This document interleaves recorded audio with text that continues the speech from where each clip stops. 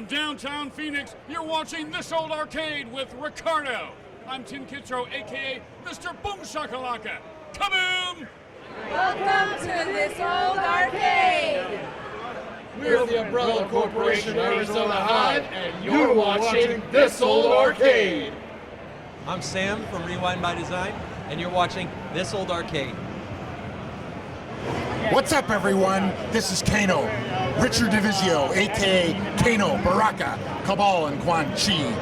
Have you been to This Old Arcade? Because if you haven't, you better get over there.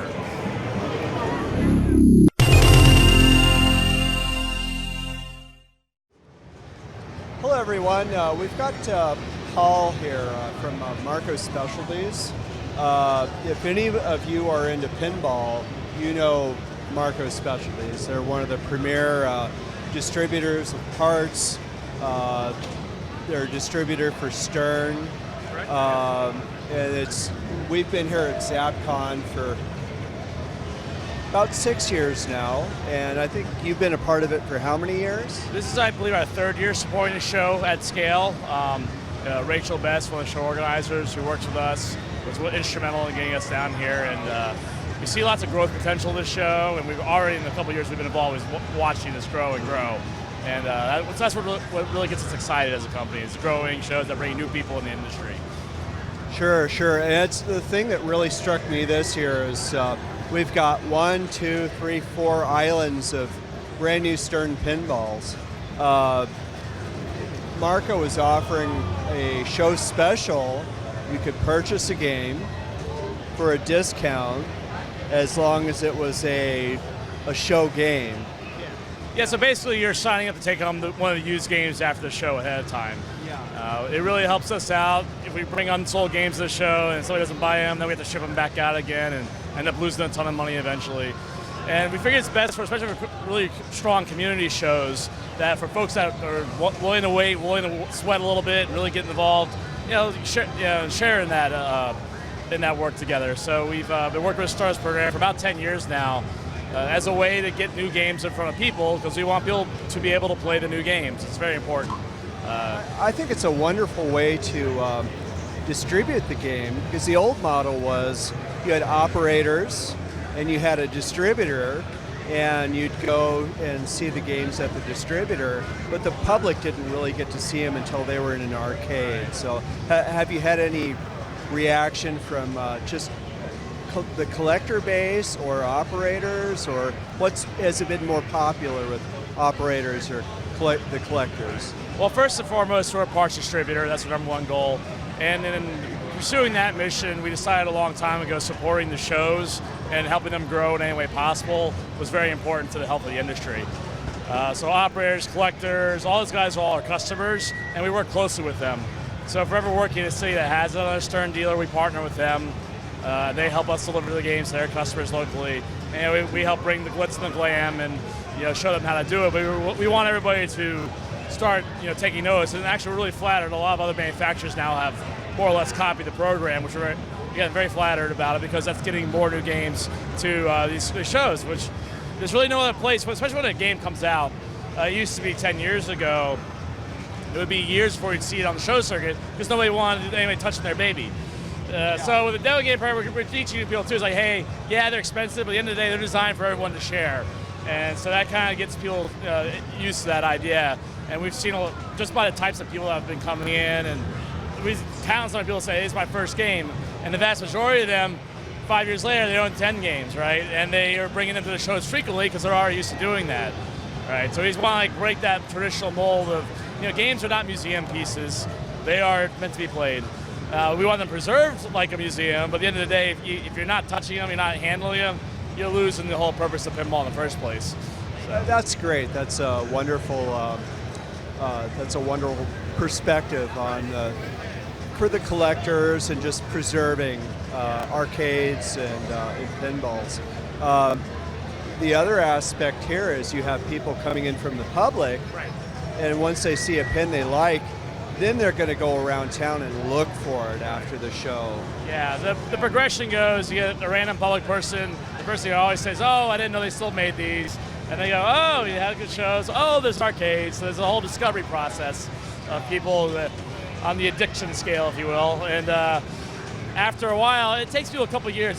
Pinball machines are not cheap, even for a used game now.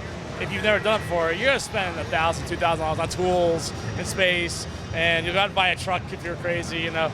But so that first game it's an investment, and so people, it takes a year or two for them to really, start to put money into it after they get the idea in their head. So. Have you been seeing a demand for the Stern pins that are a year, 2 years old? I noticed there's a few new ones here. Yeah, I mean, all pinball machines are valuable.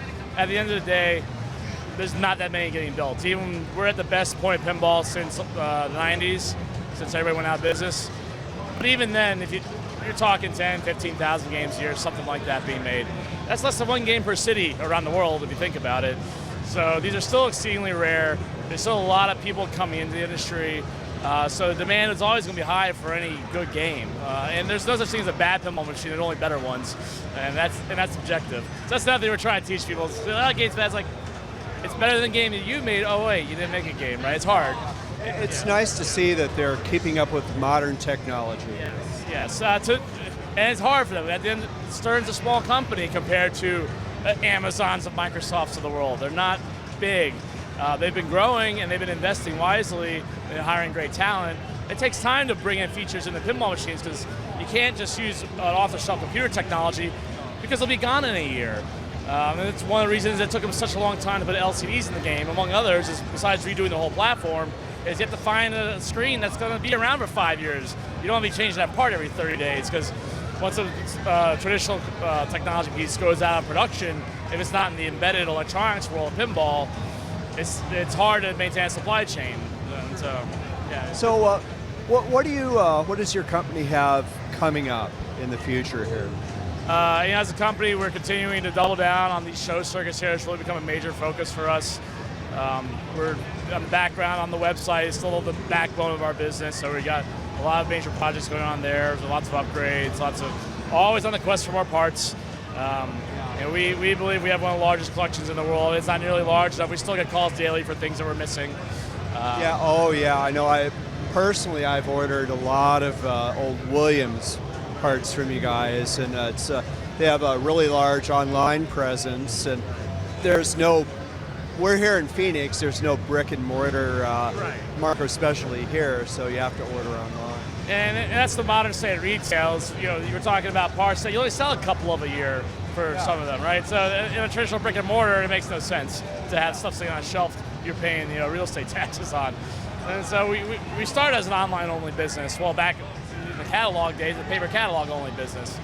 And and we actually got rid of the catalog because the amount of things we had was too many to sit down and print. Again, for a small company our size, we don't have a 50-person catalog team. We can't afford it. But that's where the industry is. And so I think the whole industry has benefited from technology. Even just all the knowledge, fixed games used to be nowhere, and now you can look it up online. And that's been a big lowering of the barrier to entry to pinball. Now anybody can find a game and Google the problem and have a chance of fixing it. That didn't used to be the case. So that's a convenience that we all enjoyed in the last 5 years even, really. Things have really improved to where there is hope for fixing things that were hopeless 20 years ago, 10 years ago. Now, pinball's in a very healthy spot right now because the end users are now in the loop for these games. Finally, after 30 years, manufacturers are in large listening to the home players. That's who makes up most of the market now, is everybody here at these shows. It's a passionate enthusiast that have carried the industry. And even if you look at the 2008 when it should have been worse, the community carried it. It kept Stern in business when they should have shut down. And they really buffered out the pinball prices. Prices have never tanked since the 90s on games. And that's a strong indicator of people coming in and people are actually taking care of these games. So, thank goodness. It used to be you could go find old warehouses, old games that nobody wanted anymore. You go buy them. Those days are almost over. But that's a good thing. That means these games aren't being thrown away and rotting. So that's really exciting. They're going to come to life again. So. Well, thank you, Paul, for taking time out to join us here. Appreciate your wisdom and your perspective on the pinball industry. So, and thank you for helping us capture it, because we don't have enough people recording the media. That's half the fun of this thing is all the people and the stories that happen here. So it's cool. Well, thanks. Appreciate it. Yeah. All right. Back to you, Richard.